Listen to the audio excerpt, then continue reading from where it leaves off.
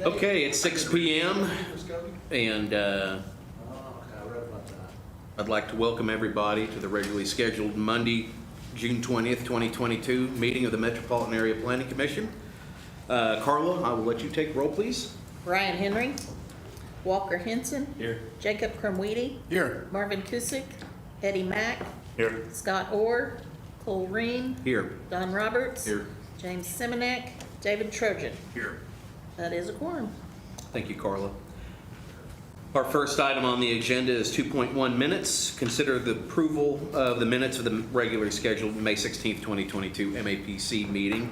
That's been disseminated to you. And so, are there any questions or comments? The board will entertain a motion. I'll move for approval. I will entertain your motion to approve. Second. I got a second. All those in favor? Aye. Aye. And no opposed, so that passes. And you might make a comment that, Yeah, Ryan- I saw him walk in. Thank you. Thank you. Okay, so our next items are 3 administration 1 and 3.2. These are 2 separate items, but they are integral to one another. We will vote on them separately, but for continuity, I'm going to let Mr. Ellis make a presentation on both of them at the same time. I think it'll make more sense. So, if you will, Mr. Ellis. Okay. Nate Ellis, Public Finance Law Group. We've worked with the city as their bond counsel for a long time and also done all the TIF work going back, it's like, I think 17 years now since we did the first one for Advanced Foods. So I have this presentation. We gave it at City Hall right before the public hearings, or at the City Commissioners meeting 2 weeks ago, right before. I don't intend to go into any, or in near as great a detail on that. So if you have a question, just kind of stop me and we'll ask the question. But just to kind of hit some real quick high points, in a TIF district, basically it's an economic development tool that allows a city to define a specific area for development or redevelopment and capture the new tax revenue that's generated from that development. Ostensibly, if you don't have the TIF district that captures this revenue, that allows you to dedicate the revenue back to certain project costs in support of the development's not going to occur. And so you had that instance. We're talking about TIF number 7 that exists right now. If you're familiar, everybody's familiar with the laydown yard, TP&L, that's out at 66th, just north of 412.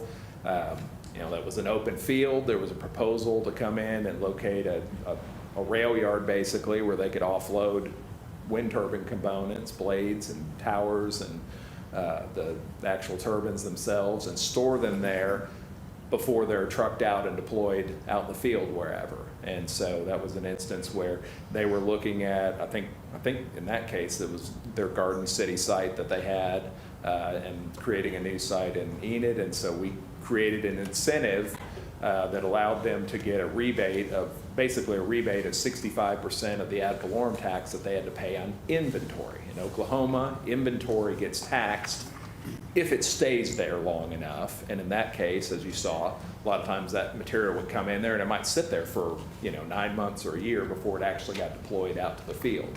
And so versus Kansas, who did not have that inventory tax, that kind of leveled the playing field and allowed Enid to attract that business and locate it here.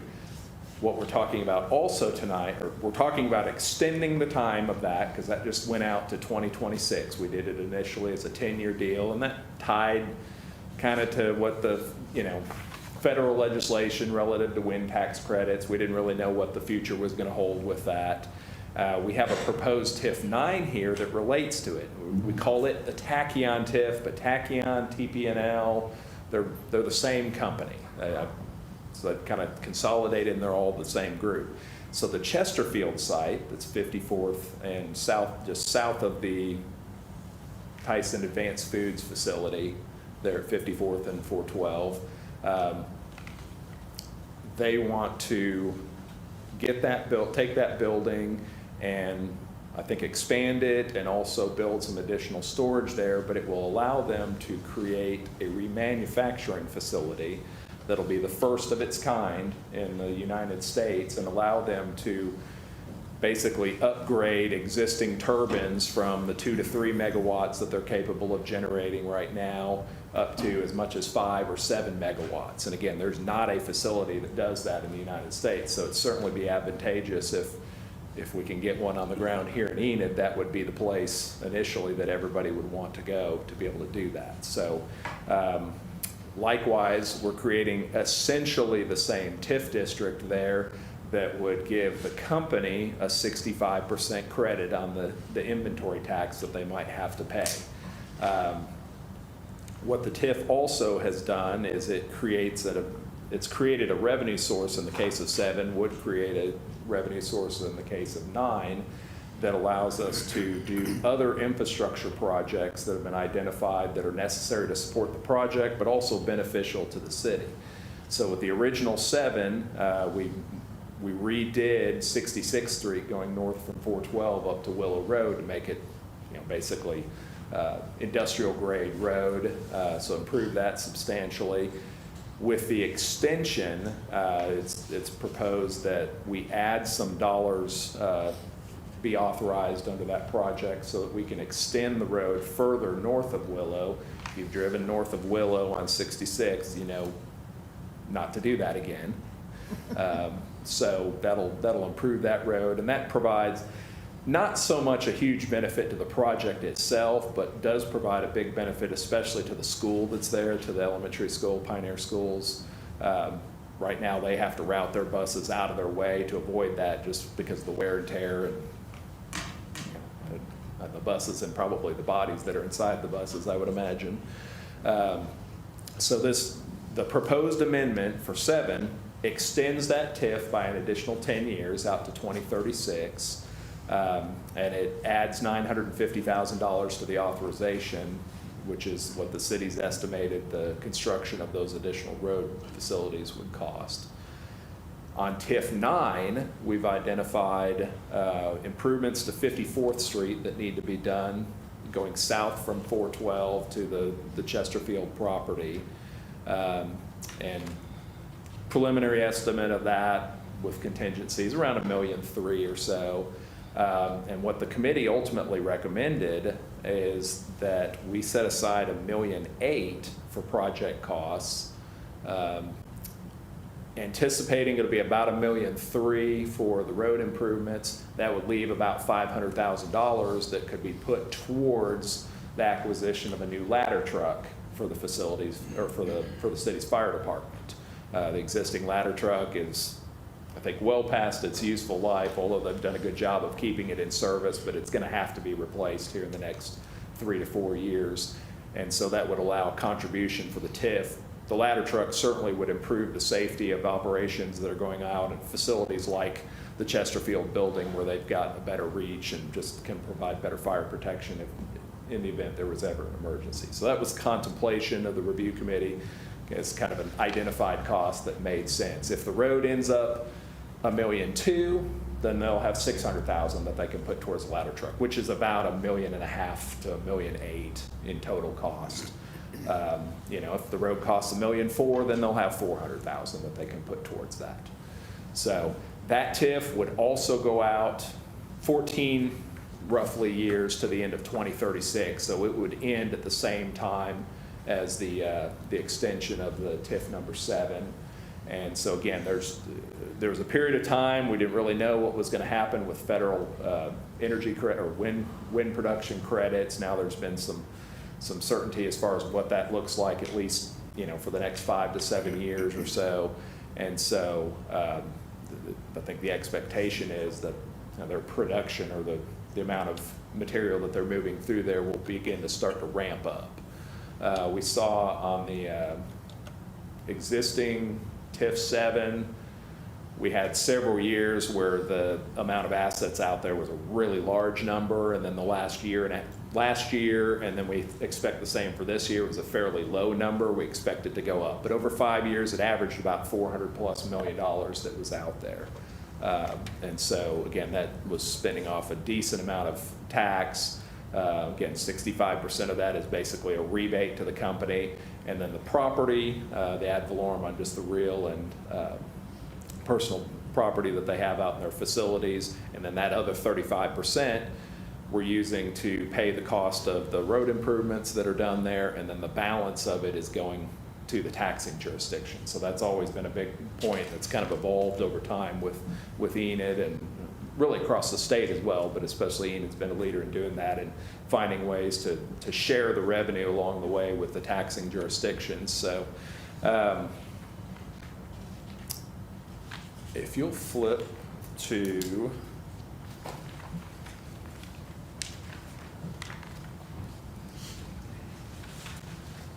what slide are we on right now? You see the picture of the TIF 9 boundaries. That's the Chesterfield site right there. So I think there was a question earlier about the revenue that's generated. The TIF doesn't impact the taxes at all. Whatever the tax rates happen to be, and we know they'll go up a little bit or down. If the city has any GO bonds or judgments or anything on the rolls, they might have a small levy. The school district, they're going to levy their bond, or they're going to issue their GO bonds as they have elections periodically. They try and hit a target and stay fairly consistent, but they could be a little bit up or down in any given year. Whatever the tax rate is, that's what they have to pay there. But it's just that the tax that's above the existing taxes, whatever existing taxes or baseline taxes, those get captured and they get sent to the taxing jurisdictions, same as always. They're not involved in the TIF. It's only the new tax revenue that's generated directly as a result of the development. So I was going to say, if you'll jump to slide, I don't have page numbers on here, but it's, I think, about 4 after the controller's up there. Oh, there it is. I didn't see it down there.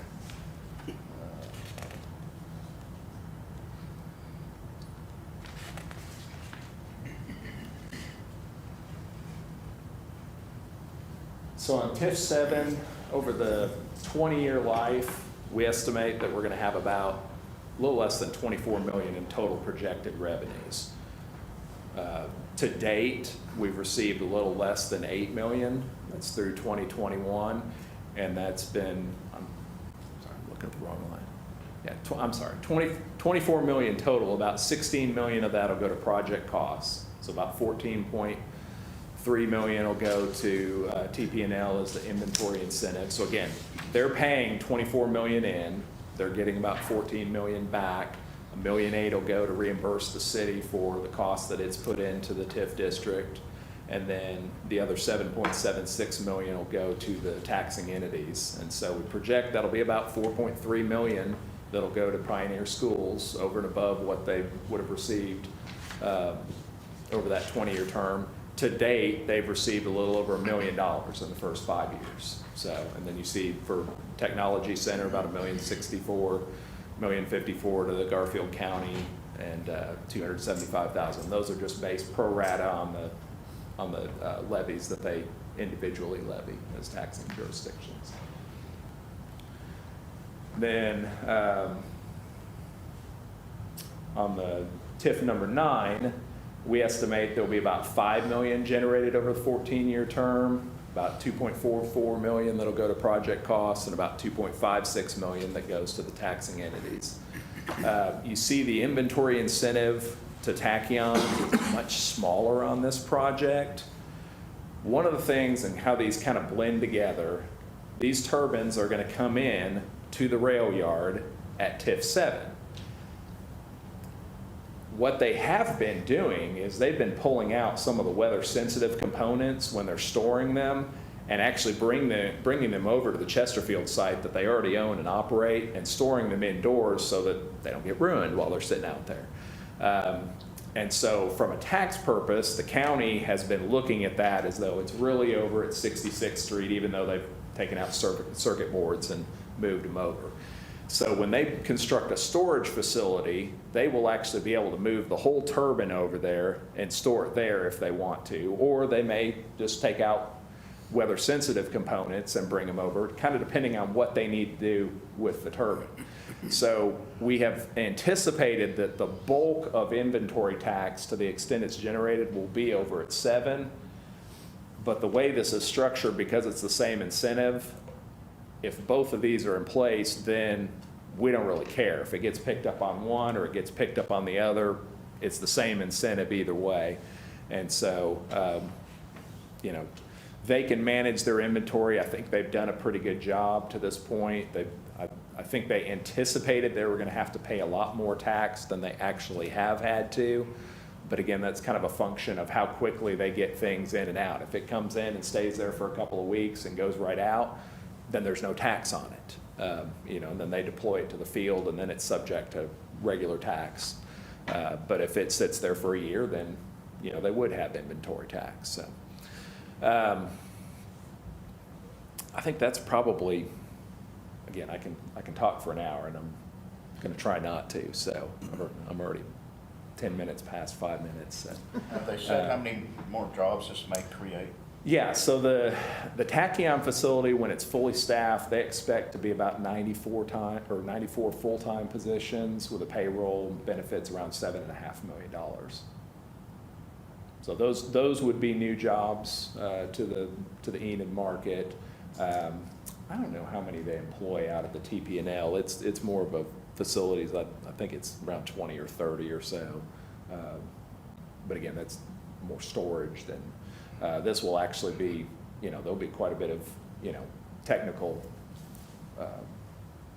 involved jobs for the manufacturing process, so engineering and skilled trade.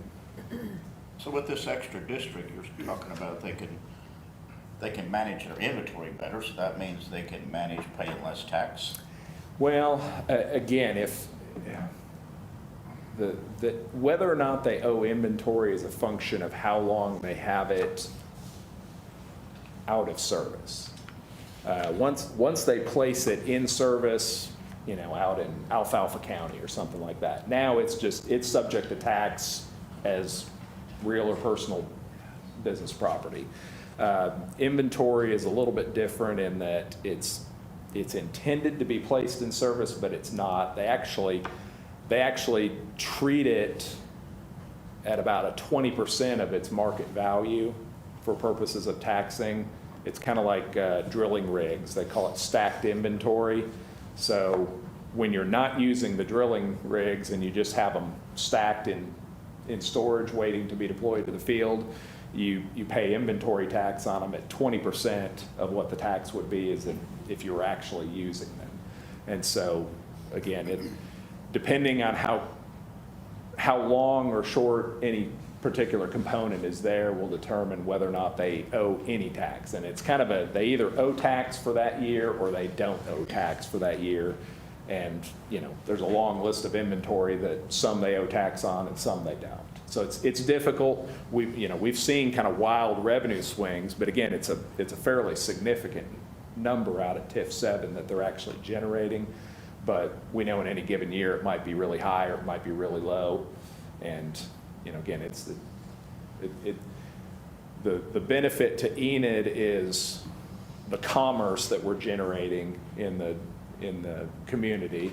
And the fact that TIF 7 is there and they have that laydown yard, I think is a prime reason why the opportunity for TIF 9 and getting the remanufacturing facility is going to be here. That's why that's happening. So it's one's kind of begetting the next, which is the idea anyways. I think is it also fair to say that if we don't get this through, they have an option to go to another location that would not Yeah, include they do. They've got a Very couple other, strong. I think Garden City, Kansas is the other location that they're looking at. But they would like to be here. They've got assets in place that would be beneficial to them to locate here. And this is a way to help get it done. So, which again, purpose of the TIF is to try and get things done that are otherwise not just going to happen. So. The first one we did with TP&L, they weighed the cost of the convenience of being in Enid and paying the stack tax versus not paying the stack tax and having extra fuel cost, extra travel time, extra permitting. And we're looking at the same thing here, even with diesel being up, the stack tax really eats into their bottom line versus $5.15 a gallon diesel, so.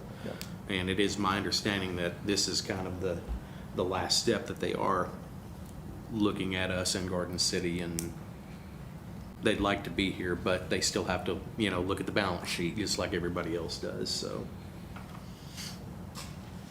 Yeah, and again, I mean, the great thing about TIFs like this, I mean, the infrastructure cost, the city's putting out funds in advance and recouping those over time. But, I mean, those are projects that benefit beyond just the project. And so they're projects that the city was going to do at some point eventually, but, you have them done now and you can get other things going versus, maybe it's 10, 15 years before you get to that project on the list.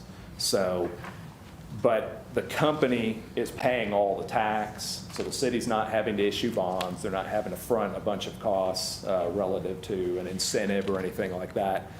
Whatever the incentive is purely driven by how much of an investment they make in their capital infrastructure and how much inventory they have sitting there at any given time, so. Do we have any other questions? Or is there anybody from the public signed up to speak? No, or Mr. Chairman, we just need a motion on 3.1 and 3.2, please. Mr. Chairman, I would move that on item number 1, that we approve and send it on to City Commission. I have a motion to approve on 3.1. Second. I have a second. All those in favor? Aye. Any opposed? There are none. That carries. So we will go to 3.2 for the number 9 TIF. Do I have a motion to approve? Make a motion to approve. I have a motion to approve. I have a second. All those in favor? Aye. Any opposed? There are none. That carries. Thank you, Mr. Ellis. Thank you.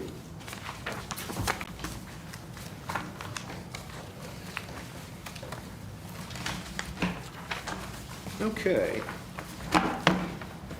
Next item on the agenda, 4.1 lot splits. Consider a lot split for Greg and Linda Richards, which is a part of the Northwest Quarter, Section 12, Township 23 North, Range 8 west of the Indian Meridian, located at the southeast corner of Highway 132 and Robertson Road. Chris? Thank you, Mr. Chairman, Commissioners. Here is the property outlined in yellow. We show the 3 lots there. It is in Garfield County, outside the city limits. And according to the Garfield County zoning ordinance, it's zoned A1, and the minimum lot size in A1 agriculture is 5 acres. The applicant has gone to the Garfield County Zoning Board and has sought a variance and received approval. That's why we can bring lots to you that are under 5 acres. Here is the survey. All 3 lots have access to public roads. All 3 lots will be served by private water and sewer. May I answer any questions you have? It's recommended for approval. Do we have anybody to speak? No, Mr. Move to approve. I got a motion to approve. Second. Got a second. All those in favor? Aye. Any opposed? And there are none, so that carries. Item 4.2, lot splits. Consider a lot split for Brenda Welch, which is part of Lot 1 and Lot 2, Block 1 Arlington Edition, located at 1519 East Randolph. Thank you, Mr. Chairman. The slide shows the area being split off of 1519 East Randolph, and it's being added to 114 North 16th. The size of the area being split is 50 foot long and 10 feet wide. What this does is the house that was built at 114 North 16th, actually a part of that house was on 1519 East Randolph. And so this lot split corrects that problem. Both lots are served by streets. Both lots are served by public water and public sanitary sewer. It's recommended for approval. My next slide shows the survey. Oh my. Can I answer any questions? How did it get there? It is To approve it. I've got a motion to approve. Do I have a second? Second. I got a second. All those in favor? Aye. Any opposed? There are none. That carries. So now I need a motion to adjourn. I got a motion and a second. All those in favor? Aye. We'll send you later. See you next month. Yeah, it's a funky little house. You're welcome. To see it